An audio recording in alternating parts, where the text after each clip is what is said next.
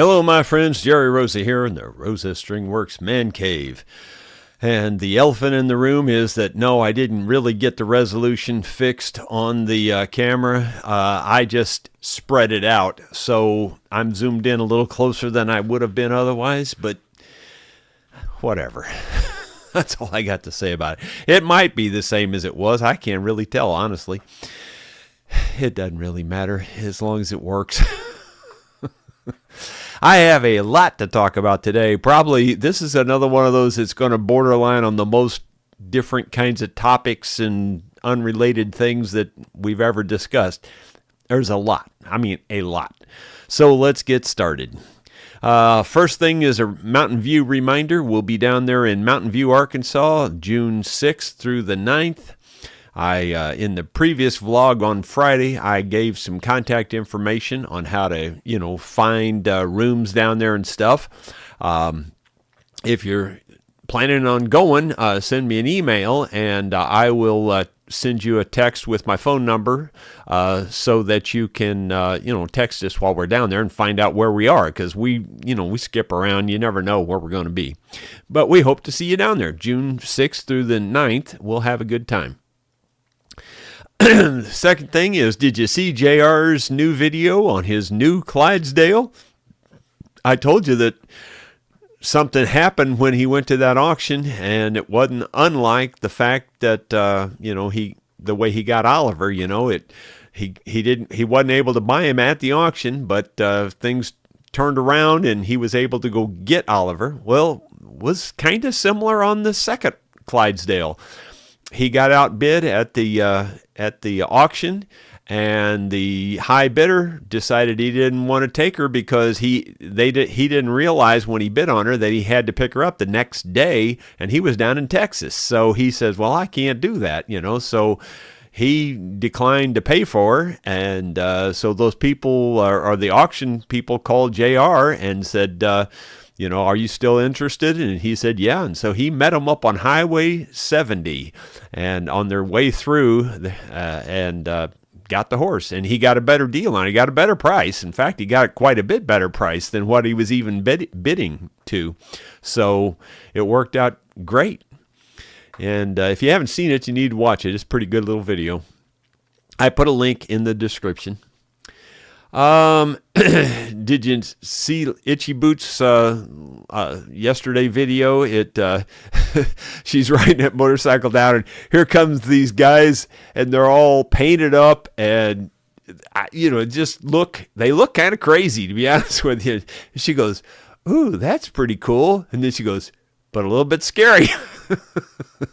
I'm thinking, my gosh, out in the middle of nowhere where she was, that was a whole lot scary right there. Oh my gosh. I don't know what they were doing, but they were running along the road and they were all painted up, man. They looked, my nose is itching. They looked pretty strange. I got some viewer gifts over the weekend, so I'll start with the little one here, which is pretty nice, from Rod Wintler. He had sent a video or a picture, I guess it was, image. And I showed that before, and now he actually got me the sign and sent me the sign, which I thought that was really cool. Thank you, Ron. I really appreciate it. Rod Wintler. I said Ron. I knew I was going to get that wrong. I always do. I can't do names. That's just me. But no offense there, Rod. Sorry. But anyway, I like that one. It says, health and safety policy for everyone's protection. You are required to use common sense and whenever necessary. And if you have none, just leave. That's perfect. I thought I ought to sing my common sense song, but I got so much to cover here, I decided against it. The other viewer gift, Backstory Family History. They comment here on the videos a lot. And, man, did they go overboard. They went all the way on my family tree. They sent me a giant packet. Let me show you a few things. I haven't been able to get through it all yet, and you know how slow I am at reading anyway. But one of the just little tidbits that I saw in here is that they found that I had a gunsmith in my ancestry. So somebody that actually worked on guns. Here's a really cool picture that I had never seen. They found, that's of my, I can't get it in the camera. Everything's backwards, sorry. It's my great-great-grandparents. That's Franklin and Fanny. And those are the ones that the article was written about that's on my website. So if you would like to see that article, feel free to look it up. And let me put that back where it goes. Tell you, this is just tidbits. I mean, like, this is only tidbits. Let me show you one more thing. Again, it's just a tidbit because there's so much here. You know, I had mentioned, I think, that when I was first looking into my family tree, I had found back in the 1700s that there was a father and son that built mandolins with the last name Rosa. And it's Agostino Rosa from Rome and son Nicola Rosa of Naples. And they built mandolins. And here's a picture. Up again, it's backwards to me. Sorry. There's a little picture. Pretty cool. The price on that one says $9,628, so it must have been pretty good mandolin too. Of course, you can ask anything, of course, but it says from 1769, Agostino Rosa. Pretty cool, pretty cool. Well, again, there's so much here. I mean, the packet's more than an inch thick. And I can't wait to just dive into it. But I got so many irons in the fire right now, it might be a few days before I get to just dive into it. But I really do thank you. Backstory Family History is the ones that did that for me. And I think I saw an email, and I was just glancing through emails looking for something specific, and I think I saw one from them said that there's yet another revision on the way. So I really appreciate it. You've really gone all out on it, and there's some very interesting stuff in there. So I can't wait to check it out a little further. And for the rest of you, if you're at all interested in the Franklin and Fanny story, it's a really good story. It's on my website. It's on one of the tabs, and I think it's the farthest one to the right, I think. But anyway, it's a good story. I think you'll enjoy it. Next thing, what else after that? Those were the viewer gifts. Okay, the mystery, I believe, has been solved. Here we go. Doggone it, I did it again. I even told myself I was going to get their name. I've got it in my email, and I didn't put it on here. I'm sorry. I hate myself when I do stupid things like that. But here's the gear, and try to get it back here where you can actually see the whole gear. Very, very, very heavy. Brass or bronze, and I don't know which, and I don't know that I'll ever know. But right there, if you look at this thing, this is a De Laval cream separator is what it is. And it says a helical tooth spur, pinion, and worm wheel gear. And you can see the gear there about middle way. Not the great big gear, not that great big one that you're seeing there in the picture. That's the one your eye's drawn to. But the one that's down below it on the bottom. And nothing works the way it should here. It's pointing the opposite way. It's so dumb. I have to point the wrong way. But anyway, about that height right there, that lower gear, that round gear, if you look there, it's the exact same gear. It's even got the lines in it right here. If you look at that little tiny gear, it's exactly the same. And it's got helical teeth, and that's what this has. It's for sure. In fact, it might even be the exact same model cream separator as that one right there. So it could very well be. So again, I thank you very much. If because I'm so stupid and didn't get your name, go ahead and comment in there and say who you were, because I had a lot to get ready this morning, and I actually went in there to get your name, And then I thought, oh, I didn't download that picture yet either. So I got busy downloading the picture, and then I forgot to put your name down. So I am so sorry. It's just not easy being me, and nobody would want to be me, as stupid and forgetful as I am. Okay, so anyway, that was really dumb. That aggravates me. Okay, so the mystery solved, and I'm really glad of that because I couldn't think of anything this could be. But it also falls in line with what I thought it was, which is a hand crank something, because these teeth are too small to be power driven. And that thing there looks exactly like it would fit the bill. And so I'm pretty sure we got it solved. All right, moving back to the regular camera here. I have a little, let's see here. Oh, I've got a new toy from Vivor. So take a look at this. Vivor sent me another tool to make a video about, and it is a press brake, sheet metal brake, if you will. The way this works, you can see this opens this up, and now you can slide sheet metal in here. You close it down, and then you lift this up to bend the sheet metal. So it's good for making like boxes or drawers or things like that out of sheet metal.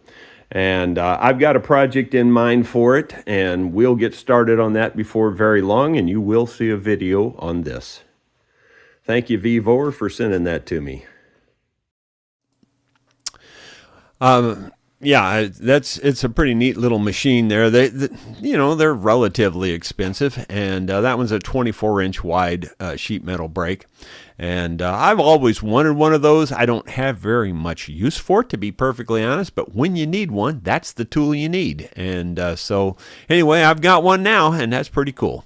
And I will put out a video on it eventually. I noticed somebody, while I was watching that video, I was reading some of the comments, and somebody said some of the comments are disappearing again. So with that in mind, the only thing I can't control that. The only thing I can say about that is, scan back and make sure your comment's still there, and if not, add it in again when we get to the comments section. I don't know. I just don't know what to say about that. Maybe there's something that there might be a setting on my side. I'll try to remember to look at that. Maybe there's some kind of a setting to get rid of comments that have certain words in it or something like that. And maybe, a word can be taken, wrong or whatever. And so it could just be something like that. And I'll look and see if there's anything like that, and I'll try to make sure that all the comments are allowed, rather than screening them. Maybe that's what's happened. But I didn't make any changes, just so you understand. Anyway, I don't know. It could be something like that. I have a little short video on the Martins again this morning. This time they all showed up for the picture. Yeah, here's what they look like on a Monday morning, bright and early. Quite a few birds there, as you can probably tell.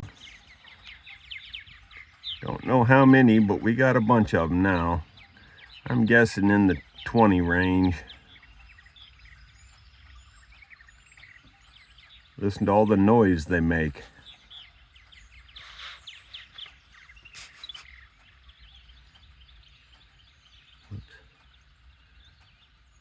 When this camera is zoomed up, it's very hard to keep it under control.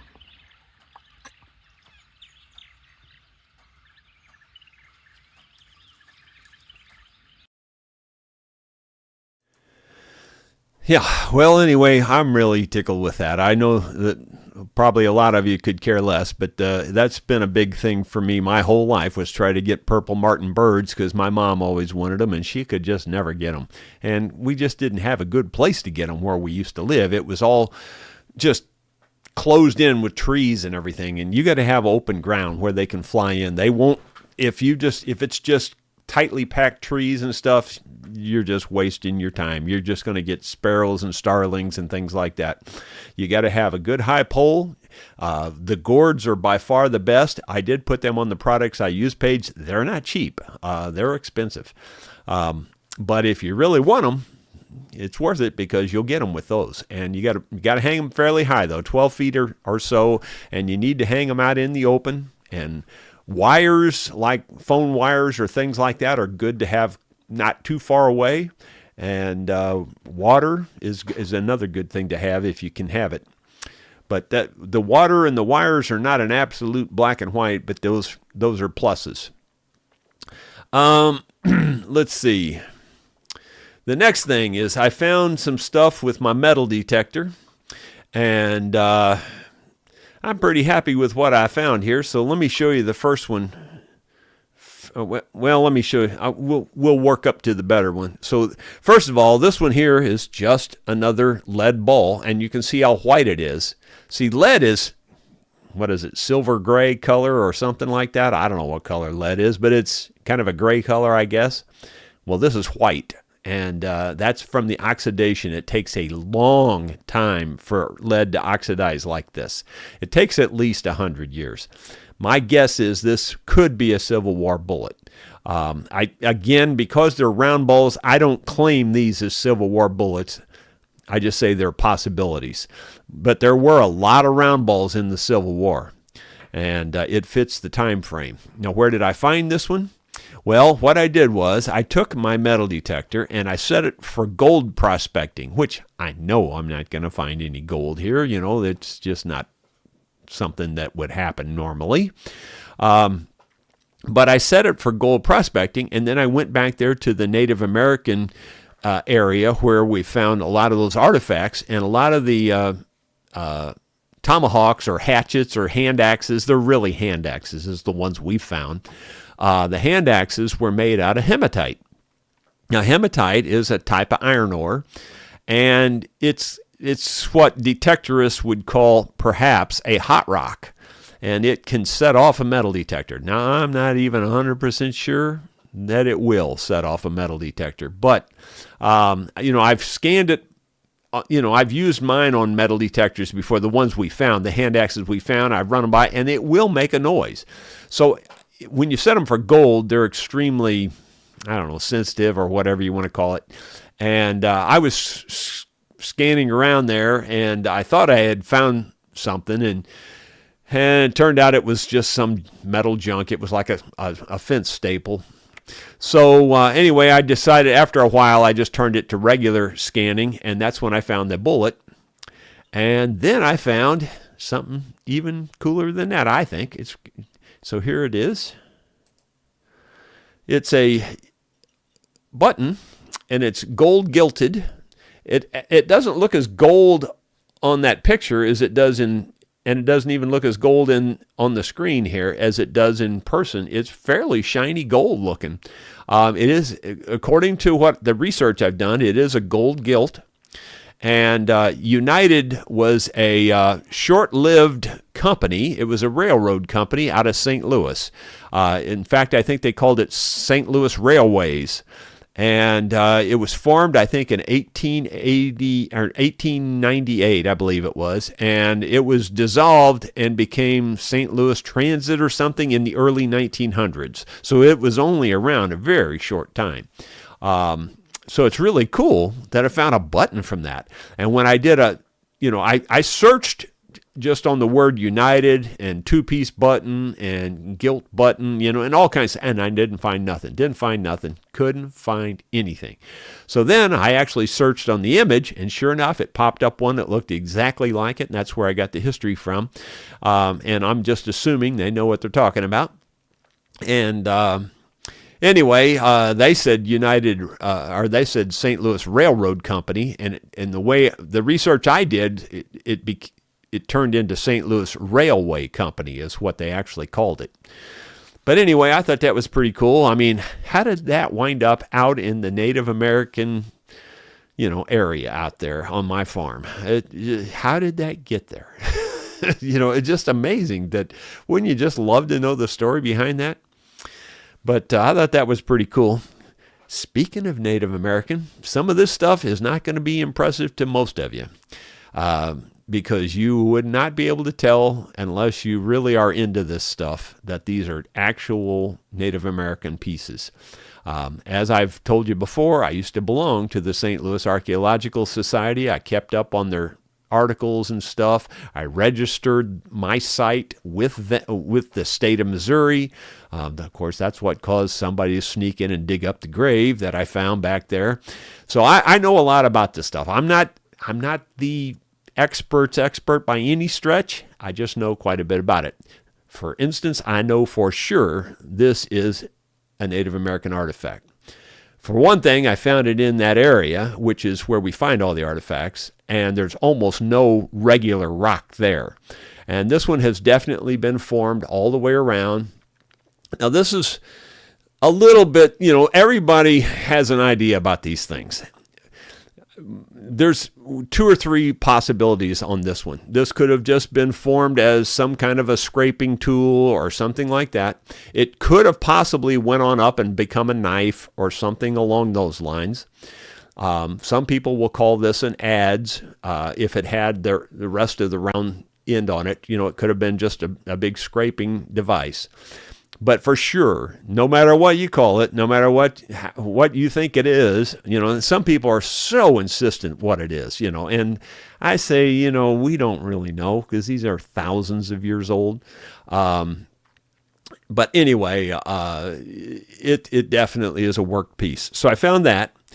Then I found this one. This is a much smaller work piece, but it definitely used to be an arrowhead, or what we call them arrowheads. This would have been a spear point, and it wouldn't have been a very big one. It would have been fairly small, so it looks maybe a little broken there, or it just wasn't made very symmetrical, one of the two. But this is the area where the shaft would be. The point was broken off.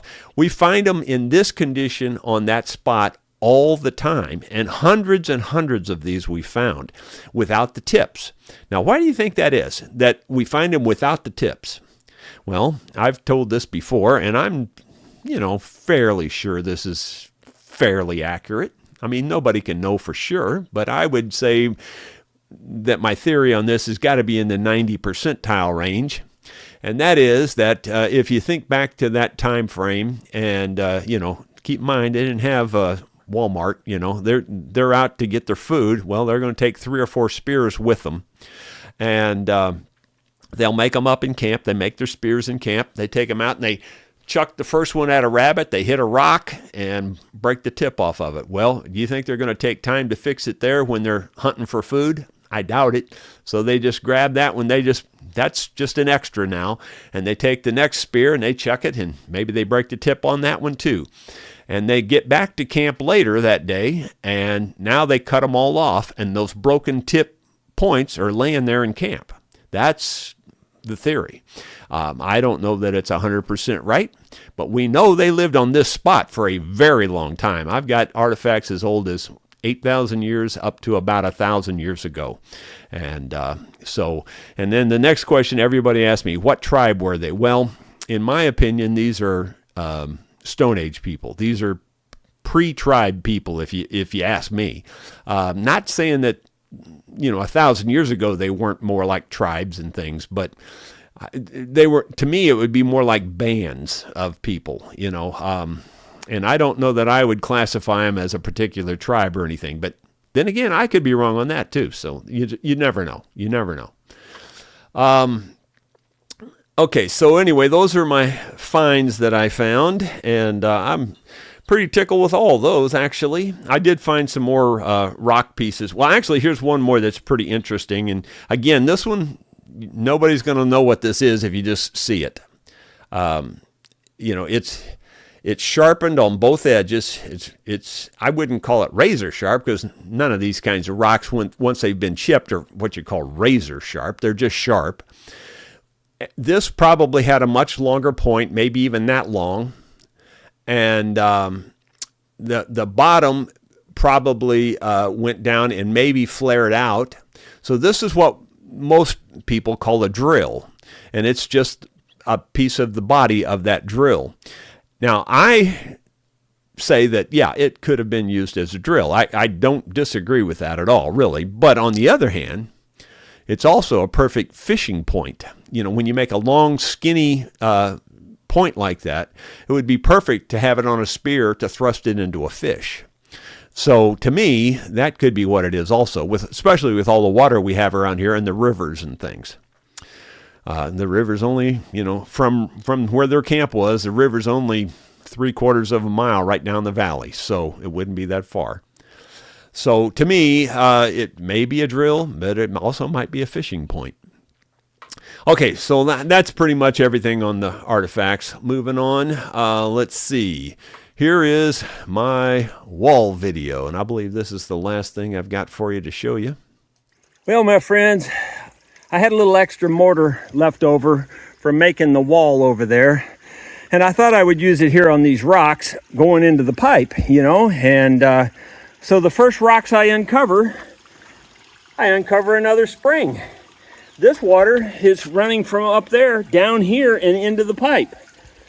It's not coming from up here, I can tell you that, unless it's going through the ground way around and finding its way out down in here and coming out. I mean, it's possible, but it's definitely a separate spring from what's going in the pipe. So now that I'm going to cover it up with rocks, I guess I'm going to have to leave an opening for the water to run out of there. It's not easy being me, I'm telling you. It's just crazy that there's that much water running out of there. That's a lot of water. That's not just a little seepage. Well, here's what it looks like on Monday morning. Have to take the boards off of it there, but we can see we're up on our 4th lift. You can see the window there. That's where the shaft of the water wheel will go through. The wall itself really won't be supporting anything. I'll be pouring a large concrete foundation right here that comes up, and the shaft for the water wheel will be mounted to that concrete. So it really won't even hardly touch the wall, if at all. And also the wall really doesn't even support the building so much. The building will be supported on the wall over here and over here on this side. So that wall is almost purely decoration, though it is pretty strong. I don't think there's going to be any problem. It's a pretty stout wall. See what the water's doing. It's been raining a lot. I doubt it's rained enough to make much difference. Not really. It's not doing much. Pond, as usual, is nice and full. It's really beautiful out here with all the water sounds and the bird sounds. Just love it.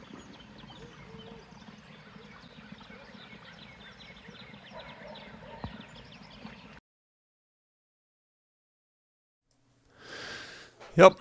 Wish I could just spend more time just sitting out there and doing nothing, but that doesn't usually work that way. Dickie's tomorrow evening. We'll be at Dickie's Barbecue Pit from 6 to about 8:30, somewhere in there. And today I am planning to work on that Sigma Martin that I showed you, I guess was it last Friday or was it Thursday? I don't remember. But anyway, I showed you this Sigma Martin guitar, and since it's supposed to be raining for the next several days, today is a perfect day to be in the shop working on that Sigma. Plus, I need to take it with me back to Dickie's tomorrow evening and give it back to Mark. So that's the name of that. And I'll remind you again, to kind of check for your comments to see that they're still there. We got plenty of them before we went live. I can tell you that for sure. Looks like Carolyn Fike was number 1 today, and then there's Dottie. And then David Tharp. Moving on down, looking for question marks primarily. Just not sure I see any. It looks like maybe Bill Mumbo says, Jerry, maybe you should ask Itchy Boots for a drone lesson. She can ride a motorbike. Yeah, no kidding. Yeah, I haven't even had time, I didn't take time this weekend to go out there. Well, I probably could have done it yesterday afternoon, but I went outside for a second because I got to feeling better. And so I thought, well, I'll go out there and do something. And the moment I went outside, I'd start pouring down rain again. It was like, are you kidding me? Let's see. But I think I can get the drone to fly now. I just haven't taken the time to do it again. There's a lot to line up. I got a whole bunch of ducks, and they don't stay in a line very good. David Tharp says, there's one food that you shouldn't eat. It's been shown to cause all manner of problems, memory loss, aching joints, causes your hair to come out. It's birthday cake. Yeah. And the more of them you eat, the worse it gets, too. That's the problem with that. Unfortunately, right now, I've eaten quite a bit of that. Let's see. Bill Rhodes, what time did Jerry hit the button? I don't know. It's always 8 o'clock, you know. Let's see.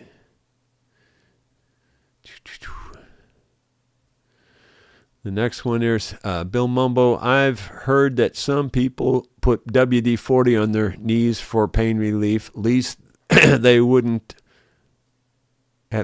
they wouldn't rust. I'm a garlic fiend myself. I even put garlic powder in my socks for toenail infections. Oh, my goodness. Yeah, well, me and garlic and onions and those kinds of things, we don't get along at all. Zero, none. I know people are going to say, oh, he's making this crap up. I'm sure you're going to say that when I tell you this, but I'm telling you the truth. I got no reason to make this up.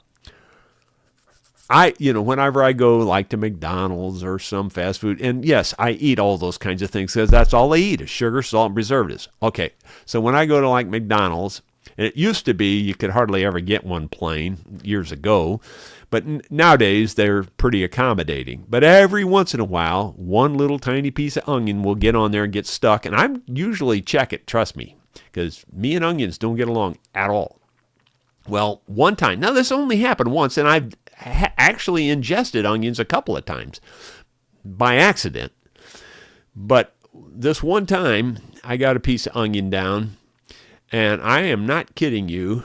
In the middle of the night, I wake up, and that's all I can taste is onion. And it was just one little tiny piece of onion. And I mean, it was so strong that I couldn't stand it. I was eating and drinking all kinds of things to try to get rid of that taste. And my taste sense is so strong, it's unbelievable. People say, well, you can't taste the onions in this. And I say, no, you can't taste them, but I can. Trust me. You can't disguise an onion to me. They're bad news, man. But anyway, that's just me. I wish I didn't have that taste thing, but I do. And there's nothing I can do about that. Joe Knoll, first time to chat with everybody early. Cool. Well, good to have you, Joel. Or Joe. I'm combining your first and last names. Joel. Anyway, moving on down. Charles Salkowitz, thanks for all your knowledge sharing. Well, you're welcome. I don't know how much of it's knowledge.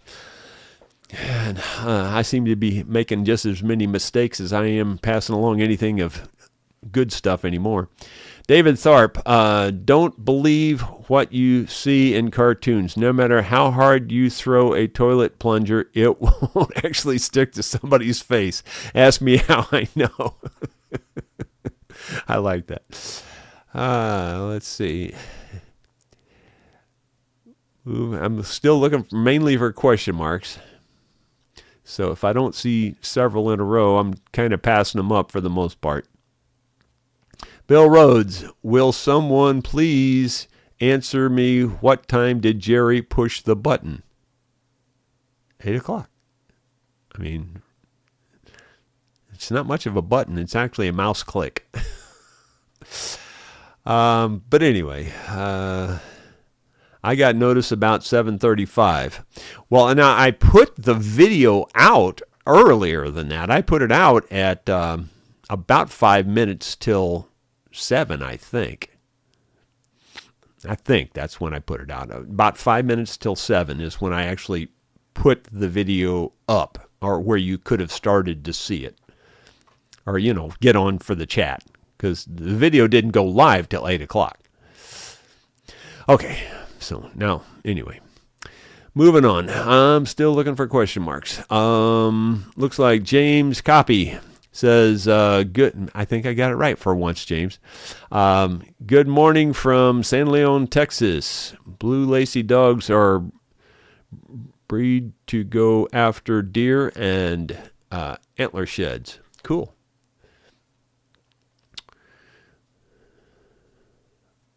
Moving on down. I don't see any more till after we go live here. Walt Willard was number one after we went live. There's Chuck Heidbreder and Carolyn Fike.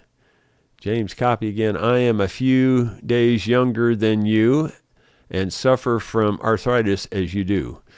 Well, I'm sorry. I wish you didn't, because, man, it's most of the time it isn't that big a deal for me. Most of the time it's not.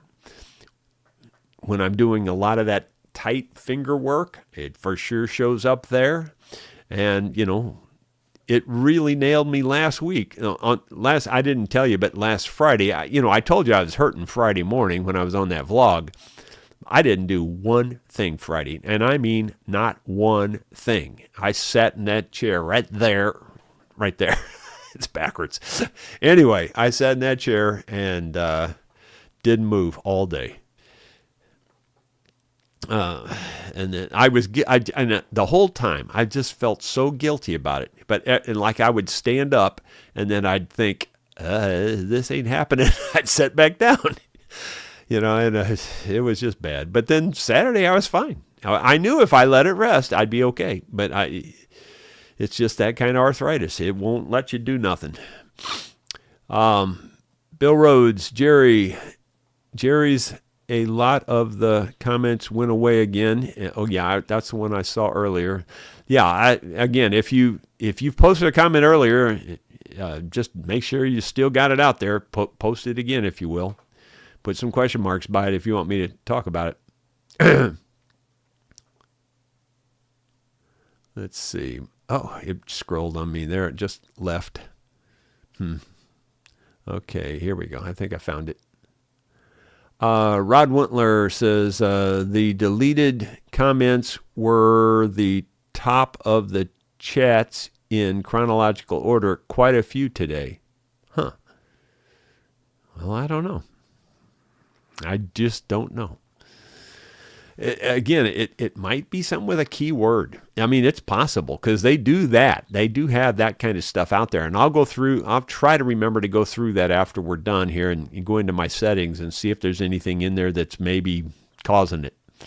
But I haven't changed anything. But, YouTube changes stuff all the time too. So, Simon Jardine, do you remove the old nests? I imagine it'd get pretty dirty in the boxes. Yes, I clean them out every spring, and I put a handful of pine needles in each box or each gourd, and then I also sprinkle it with diatomaceous earth. And diatomaceous earth is it's a deal that kind of keeps. What are the mites? It kind of keeps mites down and things like that. So, and it's non-toxic. It is basically just an earth type thing, but it supposedly is good to keep down, parasite type bugs and things.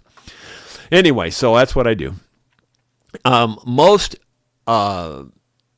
Purple Martin enthusiasts, the ones that are really hardcore, and there's a bunch of them, trust me, they not only do that, but they actually wait until the babies hatch, and then they take the nests down and clean them out and put them back in there with clean bedding after the babies hatch.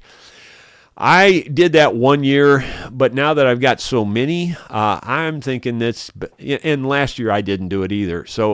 And they did fine. So I'm just not going to be doing that. I'm just going to let nature take its course.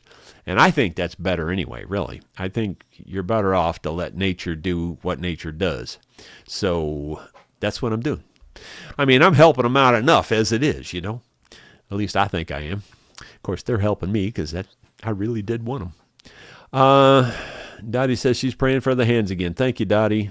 Blackjack Guitar. The early comments disappeared as to size and amount of comments added, Jerry. Okay. Don't know. Jeff Puris, what kind of bearings or bushings are you going to have on the water wheel?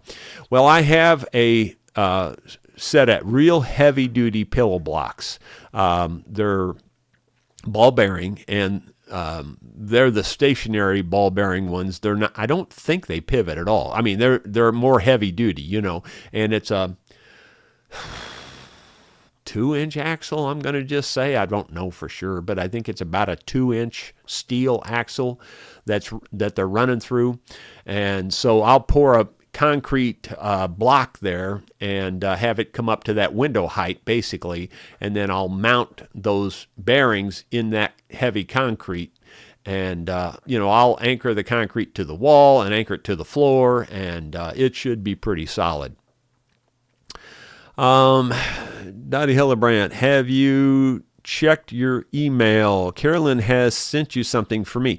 Well, you know what? I remember you saying that a couple days ago, and I looked and I didn't see anything, but maybe I just overlooked it. I get a lot of emails, and there's another possibility I didn't think about. It could have went to a spam folder or something too. But I specifically looked for Carolyn's email, and I didn't see one, assuming that I would recognize your email name, and I don't know if I would or not, but I didn't see one.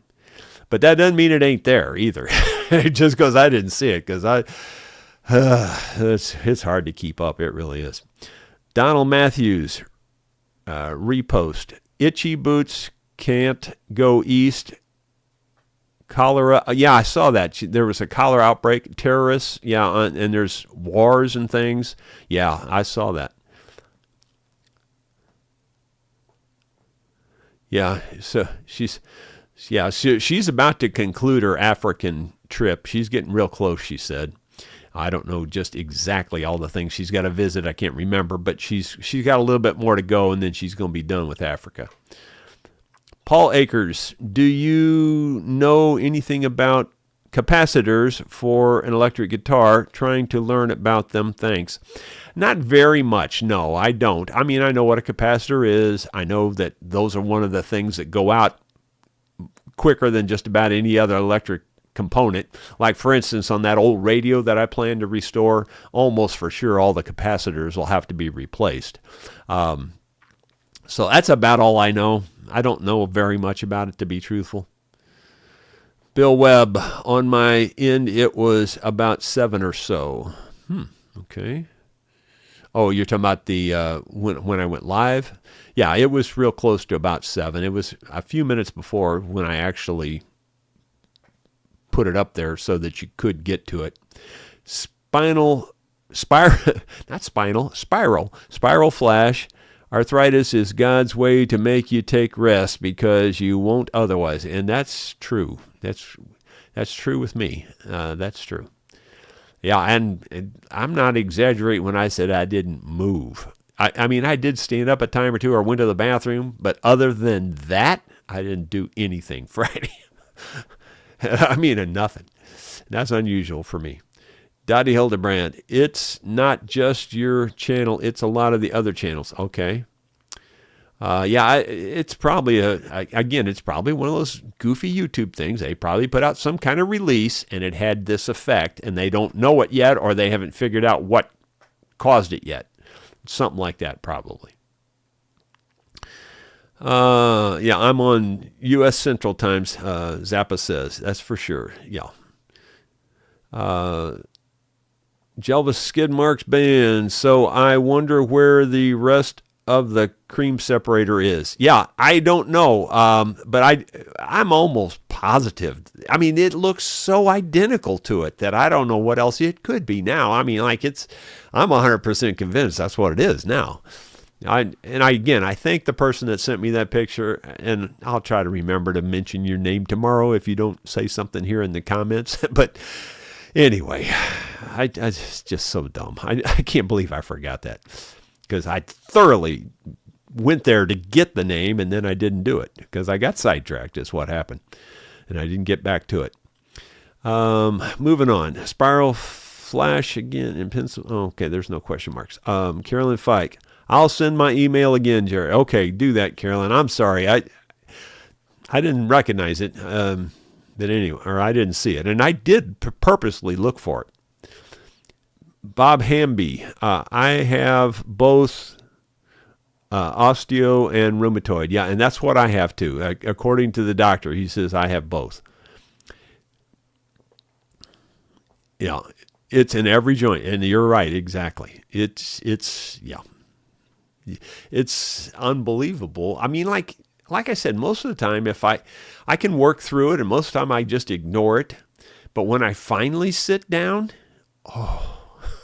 it's just like, I don't know how to explain it. It's just like you're locked down. You're not getting back up. Once you finally give in the evening and sit down, then after that, it's really tough to get up. It's really tough.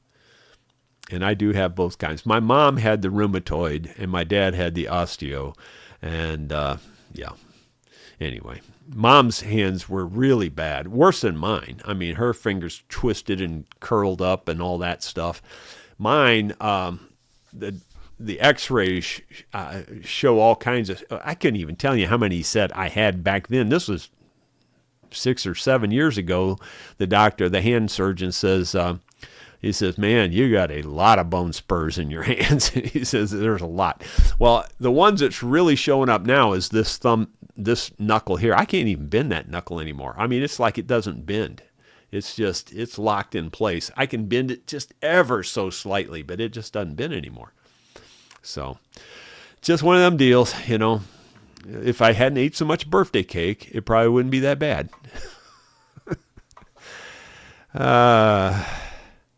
D says, can totally empathize with your arthritis. Simon Jardine, just curious, do you lift the roofs off, or is it a drawer type setup? I don't know what you're talking about there, I don't think. Simon, let's see. I see, when I watch these things back, I look at it and go, man, you were stupid. Why didn't you know that? But out of context here, if it doesn't have the context in the comment, a lot of times I don't know what it's about. Just curious, do you lift the roofs off, or is it a drawer type setup?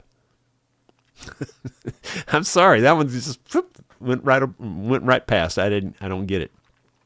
Jeff Pierce, did you see where Itchy Boots admitted to getting stomach upset? I can't imagine how the stuff she eats and the water she's drinking and all the craziness. Birthday, Eddie D. Birthday. Is it your birthday, Eddie D? If it is, happy birthday. The bird box, Simon Jardine, the bird boxes. Okay, the bird houses, those gourds, they've got a screw-on lid. You just unscrew the lid.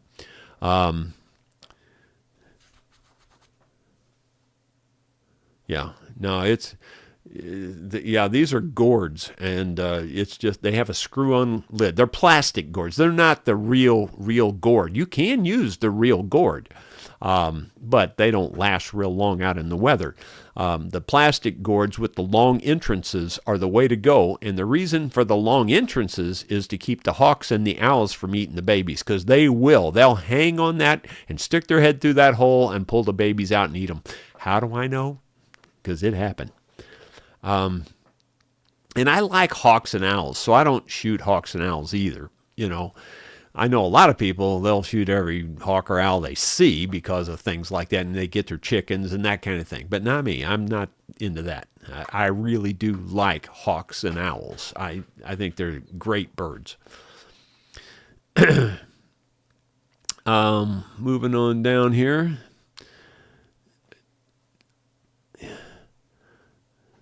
Bill Rhodes. I think he was talking about the birdhouses. Yeah. Well, there's just no roof or anything on them. They do have just a round lid that you unscrew and you can reach right in there. It's about a 4-inch round lid that you unscrew. Ben Boyd, on your way to Mountain View, you pass through Leslie.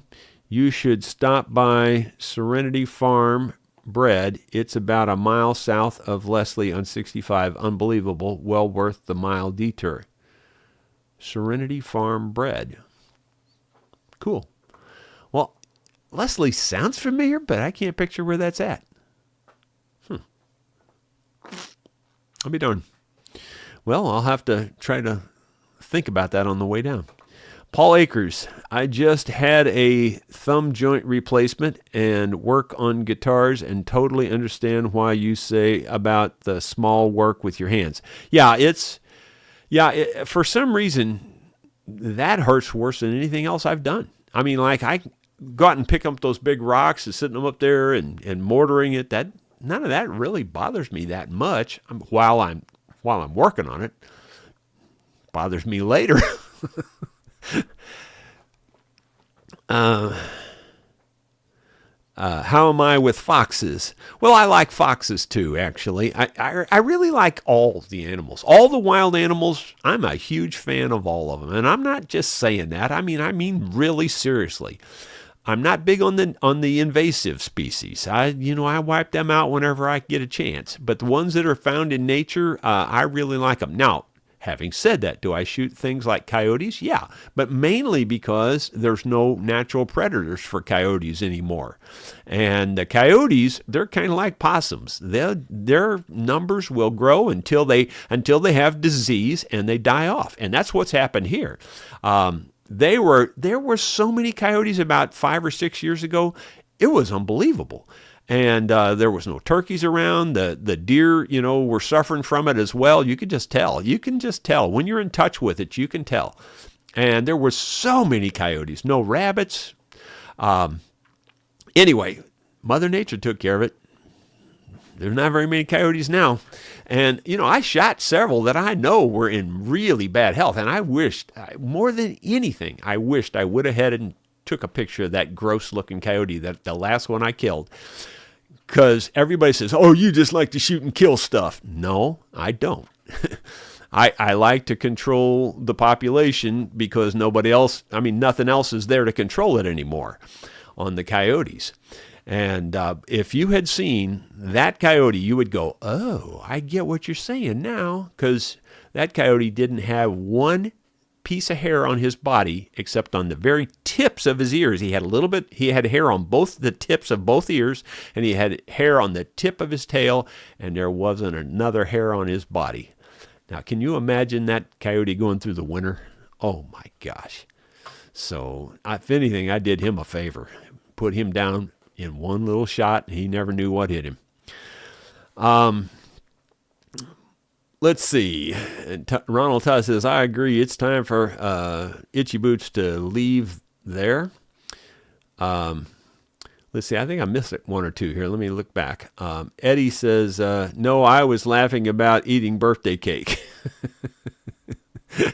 Yeah. Kelly Manis, I sent the email about the cream separator. Thank you, Kelly. I really appreciate it. More than you know. I really appreciate it. Because when I saw that, I went, ding, ding, ding, ding. Obviously, that's what it was. And that had not crossed my mind. For whatever reason, it just didn't cross my mind. I've never really been around a lot of cream separators. I've seen them. I know what they are. But it didn't cross my mind until you showed that picture. And I went, wow, that's it. That's exactly what it is. And I'm 99.9% sure that's what it is. I mean, I guess there could be some other hand crank device at that time frame that would have used a gear similar to it, but that one looks exactly like this thing right here. The picture that you sent looks exactly like it. Doesn't even look similar. It looks exactly. Yeah, Ronald Todd says, time for her to get out of Africa, and I kind of agree with that. I think she's pressing fate, man. I mean, seriously. I admire what she does and how she does it, but whew, it's one of those deals. It's going to catch up to you. It's going to catch up to you. It's one of them deals. It's almost unavoidable when you keep pressing the luck. I tell you, I watched Tucker Gott. Do you guys ever see him, or do you know who he is? He flies these powered hang gliders or whatever you want to call it. And he's very good on it. I mean, he's he's probably the expert's expert. But it's going to happen. I mean, it's going to happen, you know. He's always showing, crashes and wrecks that other people have to educate hang glider people to tell what actually happened and why it crashed and all those kinds of things. He's very good, but he also takes a lot of risks. That's what I'm talking about with Itchy Boots. I mean, she's very good. She's smart. She's no dummy. But on the other hand, you can only push it so far. Something's going to happen eventually. Especially when you expose yourself to all the things she's exposing herself to. So anyway, you just never know. I hope it never happens, but because I thoroughly enjoy what she's doing. But it's, on the other hand, man, it's pretty spooky. Ben Boyd, Leslie is where you pick up Highway 66 about 40 miles west of Mountain View.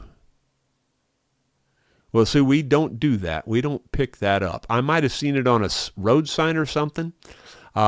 We're coming down through West Plains, Missouri, and then we come down to, I think it's Highway E, out of West, I guess it would be west of West Plains, about 8 miles, I think. And then Highway E, we take that south, and it turns into 223, and then we take that straight on down through till we get to Calico Rock, and then we turn left. And so I never actually go through Leslie, I don't think. I think I've seen a road sign or two for that, but I don't think I've ever been there or go through it. At least I don't think so. Anyway, and I don't remember seeing a Highway 66. I know where old Route 66 is. It's just outside that door there, a little ways. Bill Webb, we call those coyotes like the chupacabras. Yeah, those ones without the hair. But that's what it is. It's mange, and Mother Nature will take care of it one way or the other. If you don't control the population, Mother Nature will. And it ain't pretty. It ain't pretty at all.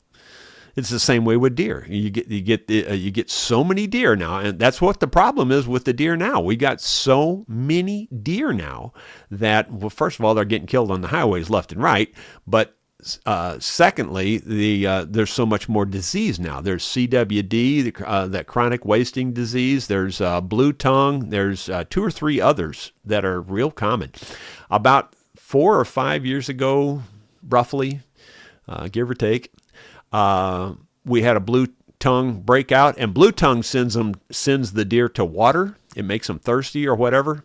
And we were finding dead deer in the water like crazy. I mean, we were finding them everywhere. Finding them in creeks, rivers, everywhere. They were just everywhere. Dead deer laying in the water. Again, Mother Nature will take care of it one way or the other. Whether you believe it or not, it will take care of it. If you get overpopulated on any kind of animal, Mother Nature will take care of it. Let's see. Bill Webb says they primarily prey on jackalopes. Yeah, they jackalopes. Sure, you had me going there for a second. I was picturing jackrabbits, but you were saying jackalopes.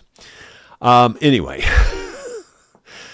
Eddie D. Yeah, I figured an ice cream churn or maybe coffee grinder. Yeah, well, coffee grinder, that would have been an option. Except this would have been one industrial size coffee grinder. If you could feel, I seriously wish you could all feel how heavy this is. It don't even look heavy in that picture. This sucker has some gravity to it. I'm telling you, I should have waited. I keep saying I'm going to do that. I'm guessing 1.5 pounds to 2 pounds. It's heavy. It's very heavy. Let's see. Ben Boyd, my bad, Jerry. Figure you went south through Branson. Oh, okay. No. Now yeah, that's quite a ways around. Yeah, we go down south through Rolla, Missouri, and we take 63 south. and then down to West Plains, Missouri, and then cut across and then straight down. It's the by far shortest and quickest route going down there. I've taken several routes down there, especially in the early days when I didn't know any better. And once I found that route, it's like way better. There's nothing even compares to it from our direction here. Okay, I think that's it. Appreciate y'all being here. Hope you enjoyed it this morning. We got 165 viewers, and I'm going to head down to the shop and work on a Sigma guitar, and I will see you tomorrow with something else. Thank you very much.